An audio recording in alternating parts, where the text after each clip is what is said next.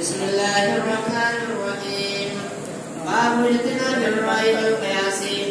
وبه قال حدثنا أبو كريم حدثنا عبد الله بن إدريس وعبدة وأبو معاوية وعبد الله بن نمير ومحمد بن بشر نحى. وحدثنا سعيد بن سعيد حدثنا علي بن مسير ومالك وأنس وحفص بن ميسرة وبشير بن إسحاق عن هشام بن عروة عن أبيه عن عبد الله بن عمرو بن العاص أن رسول الله صلى الله عليه وسلم قال إن الله لا يقبض العلم انتزاعا ينتزعه من الناس ولكن يقبض العلم بقبض العلماء فإذا لم يبق عالما اتخذ الناس رؤاسا جهلا فسئلوا فأفتوا بغير علم فضلوا وأضلوا.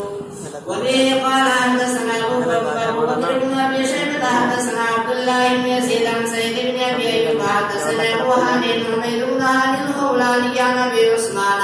مسلم بن جعفر بن عون عن ابن عمرو بن هو الإفريقي وعن عبد الرحمن بن رافع عن عبد الله بن عمرو قال قال رسول الله صلى الله عليه وسلم. مسلم بن يسار عن ابي هريره رضي الله تعالى عنه قال قال رسول الله صلى الله عليه وسلم من فتي غير ثبت فانما يسمه على من افتاه. وبه قال حدثنا محمد بن العلاء الحمداني وحدثني مشهور بن سعد بن جعفر بن عون عن ابن عمرو والإفريقي عن عبد الرحمن بن رافع عن عبد الله بن عمرو قال قال رسول الله صلى الله عليه وسلم العلم ثلاث فما وراء ذلك فهو فضل آية محكمة أو سنة قائمة أو فريضة عادلة. وبه قال حدثنا الحسن بن حماد بن سجاد وحدثنا يحيى بن سعيد الأموي عن محمد بن سعيد بن حسان عن عبادة بن مسيب عن عبد الرحمن بن غنم حدثنا محمد بن جبل قال لما بعثني رسول الله صلى الله عليه وسلم إلى اليمن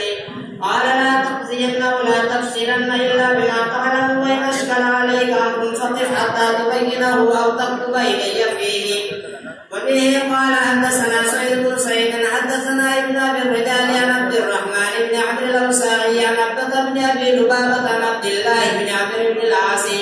قال سمعت رسول الله صلى الله عليه وسلم يقول لم يزل امر بني اسرائيل مقتدرا حتى نشا فيهم المولدون ابناء سرايا الامم فقالوا بالراي فضلوا واضلوا.